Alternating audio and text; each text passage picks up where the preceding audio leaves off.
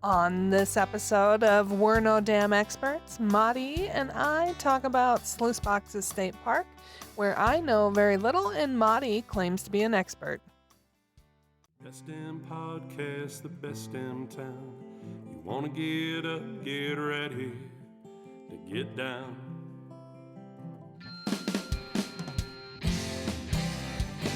With its big wide sky and the wild river Thames, if you wanna go, we can take you there to Great Falls, Montana. Welcome to the greatest damn town in Montana, Great Falls. I'm Rebecca Ingham, I'm Maricela Hazard.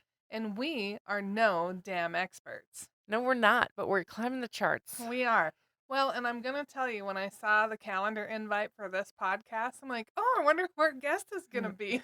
Us, Rebecca. I can say that I'm almost an expert on sluice boxes. I mean, I know there's plenty of other locals out there that have probably ventured out there more than I have. I've been there not a bunch, so I'm glad that you feel confident in labeling yourself somewhat of an expert for this podcast. Well, I know if you go on the Basecamp blog, there's going to be a blog post by Rebecca about how she did 3 hikes in 3 days, and sluice boxes is included on there.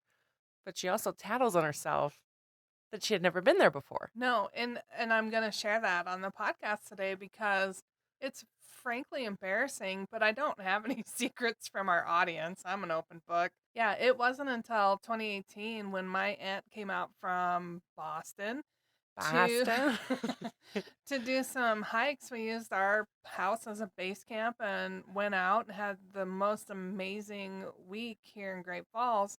That was my first time to Sluice Boxes State Park, and I felt ashamed. This is the same aunt that you guys did the Bob Marshall Yep. with? Okay. She took me to the Bob Marshall Wilderness Complex when I graduated from high school. That was fun. Also, we'll share those stories during the Bob Marshall Wilderness episode.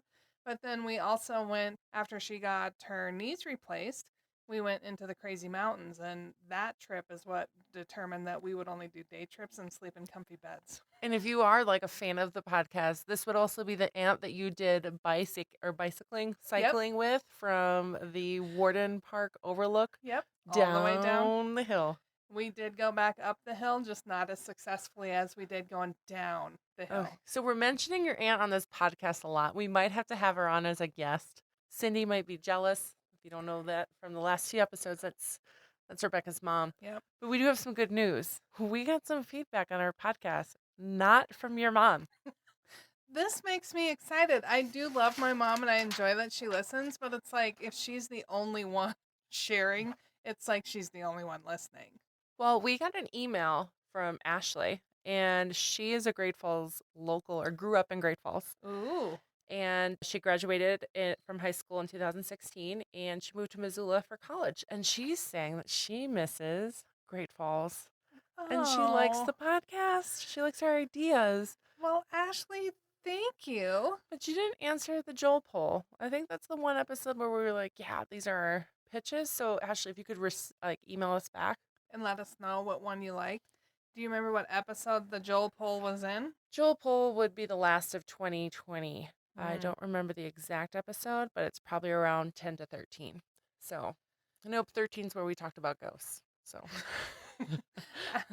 So Ashley, next time you're home, try and schedule some time with us. We'll talk on the podcast about what you've learned, how influential we've been in your life, which will just make us feel better. And then really want to dig into your decision to go to Missoula and not be a mighty bobcat. Not that there's any bias in this office. Rebecca's biased. No, they're both really great programs, depending on what you're going into school for, and at least Montana kids in Montana schools. There you go. So the podcast today, we're going to be talking about our state park that is super close to Great Falls. I mean, it's not the one in city limits, but still the closest one, which is Sluice Boxes State Park. Well, that's good. We have a lot of in-market guests that will come and ask us like what to do. And obviously we hit the in-town attractions first. Like you need to go to the Russell, you need to stop at Roadhouse Diner and get a burger. Lewis and Clark Interpretive Center, Rivers Edge Trail, yada, yada, yada. Tons to do. But we always tell them to go to Sluice Boxes State Park, and some people are like, well, what's there? Because it is a 38-minute drive. But they want to make sure that they're not just driving out there For nothing. or that it's not too extreme or too adventurous for their tastes. So, And that's what I think is the coolest part about Sluice Boxes State Park. What's there is trails and water. Don't don't forget the water, because the trails will lead you through Belt Creek. It's nothing for hikers to walk through water, but there are two entrances to the park, both having different experiences, different vantage points. Really, you get to choose. I'd say do both and then figure out what works best for you. But we went in the bottom, and I wish we would have gone in the top. the bottom parking lot's the first one you're going to run into, and the park is most popular from April to October. And when it's summer out and gorgeous, the parking lot is going to be packed. Well, not packed. I shouldn't say that. How many cars can the parking lot fit? 10? Maybe a dozen? Yeah. So the sides of the street, people do overflow parking there. But there's the Belt Creek that runs through sluice boxes. So people are swimming, floating, fishing, and they may not all be on the trails. So that's pretty much been my experiences in the summers. When I go there, it's not crowded, but there's, people swimming and all that. But once you go on the trails, that's when it's not as busy. So the lower portion, if you do start there, you're going to walk directly pretty much to Belt Creek. And you see the limestone edges that you would normally be looking out from if you went on the top parking lot. And they're straight up. Yeah. And they surround you. The other thing you're going to see is the remnants of the mining history. Yes. And I think when we visited with Jerry Jennings, she mentioned a little bit about that. The 49er? Yeah, the old tours and things that used to happen there. And the neat thing is the remains are still there. You'll still see the railroad track area. The tracks are gone.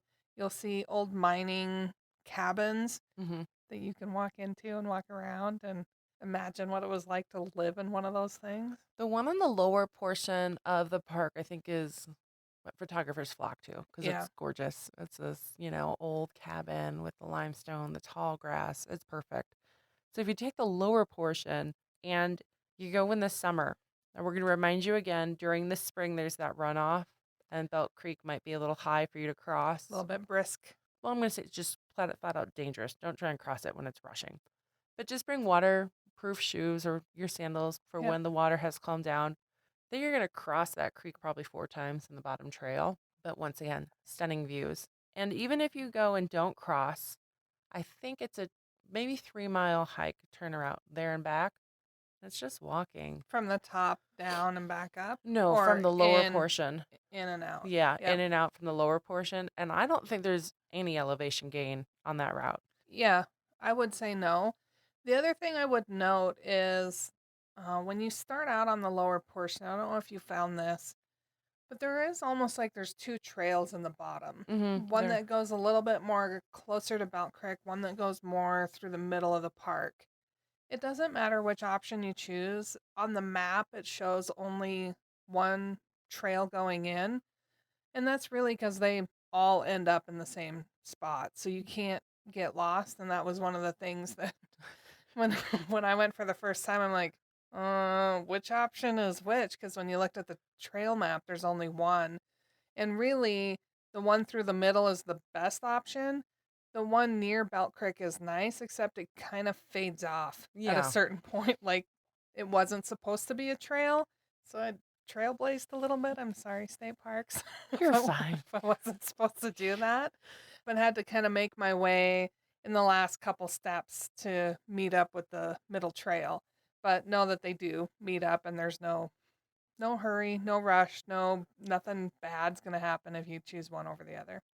And then there's the upper portion of the parking lot. So when you enter in the park, you'll see the lower parking lot on your left. Just continue up the winding road. It gains elevation pretty quickly. And then you're going to continue on, and again, you'll see a parking area on your left. But I do want to let people know that if you're not up for hiking and you just want more of a scenic drive, once you enter that top portion, there's plenty of spaces to pull out and walk. Just walk to the edge of the cliff. And you can get tons of great views. That's where a lot of our Instagram pictures come from. And I try and tell people when they're visiting, just drive there. Walk out of your car 3 minutes, 2 minutes, Yeah. not too far off the edge. And you can see it's beautiful. Get back in your car, drive another mile, same thing, in and out. So it doesn't matter your adventure level. But if you do park in the upper portion and then want to do the hike, I'll let you know the first time I went. So as you know, I have my husband who is adventurous. At the time, my daughter was maybe just over a year. Okay. So we have her in the baby holder, baby Bjorn, and we have 2 dogs. And I'm nervous, Nellie. I'm scared of heights, even though I'm 6'1". So my whole life is challenging. Just sitting at your desk is a little Like, nerve-wracking, what? huh? No, when I was getting the receipt out to do payroll, I was like, oh, I have to bend over. I'm sore from the gym. So this hike is called Cliff's Edge, and it should have warned me. Like, what's this gonna be like? It is really true to the name. Just as Maudie continues with her story, you'll know why. So my husband's like, everything is fine. This is the same husband that like had no worry when we took the same family to First People's Buffalo Jump. And it's a jump, people. Like, it's not, there's not a short distance down. And my daughter, again's like a year and a half, and I have 2 dogs. I'm like, someone's gonna fall. So we're on this Cliff's Edge trail at Sluice Boxes. My husband just has my daughter, no problem. And I am pretty much gripping the wall. Like, my dogs are walking fine. My husband is walking fine. There's one portion we have to duck under a rock to continue on the trail. But it's probably only, I would say, 2 minutes of it. Maybe 2 or 3 minute portion of the trail is on the quote unquote edge. And you can see a waterfall from that trail. Yep. And then it goes to the overlook area. Yep. And then it continues on to the cliff edge portion, which I didn't think was that bad. So we do the first portion. We go to the overlook, and then we're walking more, and I see more cliff ahead. And I said to my husband, like, Mark, I can't do this. Let's just walk down to the creek. So we got off the trail and just walked down into the grass, no trails, because I couldn't handle the heights. And we walked to the creek. And we swam, fished. It was fun. And that's that picture in my office of my dog on the rock. That's from that excursion. And we walked back up, got on the trail, and got out of there. We didn't know that we could have ran into bears. There's wildlife in them mountains, is what you're saying? Didn't know that. But since then, I've been to the park maybe 2 dozen times, and I've done that trail without my daughter, and it's fine. People, if you're not a worrywart like me, your kids can do it, or your dogs can do it, bring a leash. I see people from all ages. They have their walking sticks with them, and it is gorgeous to do the overlook and see the creek. And then when you continue further on, especially in autumn, all those trees. And that's on my list to go back during fall, because fall is my season. I love fall colors, and I want to see that area in fall so bad. Yeah, the water down there just lights up this gorgeous. We have some pretty pictures. I'm going to say it. I took them. We took some pretty pictures this fall. And so I'll share those with the podcast notes. But when you go through the upper trail or the lower trail, because they do connect. Yep. You can walk through the old tunnels for the railroad. There's a wooden bridge. I think the entire loop is 8 miles. And I know. Yeah, that sounds about right. We have a champion here who lets us share her photos often on Instagram. Her name is Heather. And I know they moved here, I think, in 2019 or 2020, but it took them a few times to go to the park to actually complete it. But each time they went further and further. So even if you don't go the entire 8 miles, you're going to have a ton of fun because there's the fishing, floating, swimming, just plain hiking. Right. I mean, it is the ultimate Montana park. Yeah. So we had this help a reporter out, and they're like, hey, submit an awesome hike to do in fall. And my boss, Rebecca, she's on the podcast. She's like, hey, check this out. And I didn't have any fall photos of sluice boxes, but I still wrote into the reporter. I was like, sluice boxes for fall. And she picked me. But she's like, do you have any photos to accompany this? I was like, I didn't think you were going to pick me. So that weekend, I went out and I took those photos and I gave it to her. And she's like, oh, it's already too late. But next year, I'm thinking about you. So we're primed for 2021. We're coming. And I'm pretty sure it was for HGTV, some part of their magazine. If I read it correctly, I don't know why they would want to know about hiking. I could be lying, people. So Well, home and garden as people who lives in home and do gardens. So why wouldn't you want to talk about travel? It makes complete sense to stop. me. Okay. I'm gonna have to look back at my emails. The one thing that I loved about the upper portion of the park was the area you started to get a little nerve-wracking about. The trees lined the edge for such a long period of time that I don't know why you'd have been so scared about falling off the edge because it really protected. I'm gonna show you some photos I've taken of some people there. And I tell this woman in a dress with her husband who's in, hiking gear too. I'm like, go out on this ledge. I'm gonna take a picture through the trees and it's gonna look dramatic. So we're on the cliff edge and I'm like hanging onto trees, hanging off with my camera. I can only imagine it looks similar to what you did at Elevation during the photo shoot, and I was like, yeah, we're confident covering that if you fall off the balcony. Similar to that. They love the photos I took of them. Stunning. And I'm safe. So I've done it multiple times now. But that overlook area, Rebecca said it before, we should probably host yoga there. Yeah, I that mean, would be.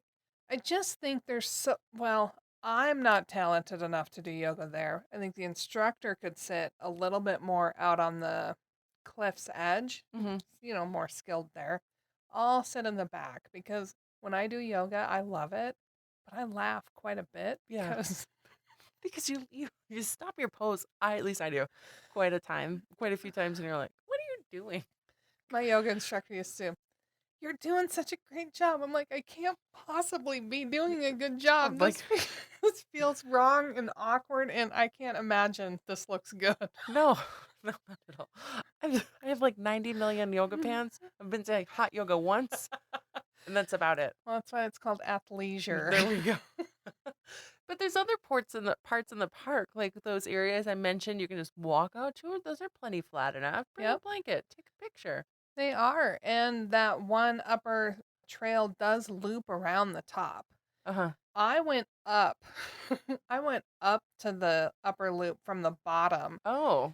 And I thought I thought at first, things were easy going, really flat, very little elevation until you hit that portion of the trail and then it's Up. fairly straight up. Yes. I It's. mean, you are at a different angle as you try to navigate that, but what I did love about it, and Madi is correct, there's very little that protects you from the edge of the mountain to the bottom of it. But where I grew up, it was normal. We ran up a big cliff like that with our cars all the time just to get out of the house, but it's an unobstructed view, Yes. Yes. which you're gonna want to take pictures of it, and I recommend you do. Just make sure you've got good footing before you start trying to get that perfect angled Instagram photo for Well, your feed. You're gonna need some good foot standing in order to get them. and we know how important it is to not have or to have an unobstructed view because as we revisit some comments we made in our early episodes of the podcast, when people complain about national parks, they say trees block the view. Yep. So sorry, people, nature got in the way. But in this particular park, nature's not in the way, and you can take that stunning photo. I have a photo that I took of that upper portion with the trees where nature did get in the way, and I loved it. And then I also took pictures where there was no nature. So you have both options There- depending on what really gets your fancy going. It's gorgeous there. So we're gonna litter the show notes with photos that we've taken, and I'll have to link a ton of our Instagram followers their photos too because every time you go there, I think that Sluice Boxes, as I get like all sentimental about Sluice Boxes, I think Sluice Boxes changes every week. Well, it's completely different, especially like in the fall time to summer. It gets so green quick, and then it's like the darker green. Then all of a sudden it's a little bit lighter, and then it's fall. And fall, you have to go there pretty much every day to appreciate the color changes. And then you Well, get, you got to go for the perfect time when the light hits just right to brighten up those blazes on the leaves. yeah. And just to remind you guys, it is a mountain island range. Is that the correct term you guys Yep. use out here? Because it was foreign to me before I moved to the area. Sunset is going to be about 20 minutes earlier out there, just for those photographers that want to know when to get golden hour. Subtract 20 from the sunset time. The other thing that I will note, talking about sunset, sunrise, the sky out there can change so quickly and it gets so diverse. Like one minute you'll have tons of clouds, Next, you won't. Sometimes it'll be bright, bright blue. Sometimes it'll be dark blue. It could happen all in the same day because it's Montana, of course. Yeah.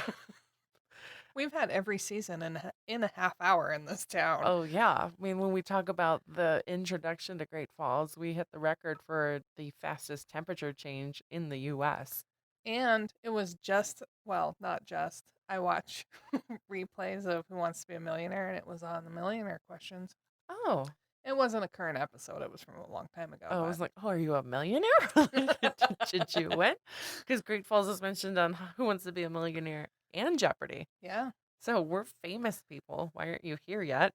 This weekend I was hanging out with some people and they were talking about the Windy City and I really wanted to chime in, but then during that podcast episode when you told me we weren't number one anymore, I don't think you told me who was number one somewhere in North Dakota. That's right. Yep. And so these other people that I was eavesdropping on were talking about that and they did mention the North Dakota city and I was like, yeah.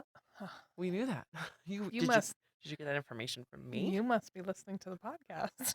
I doubt that, but Well, speaking of eavesdropping, I went to Billings for the first time and we're having lunch there.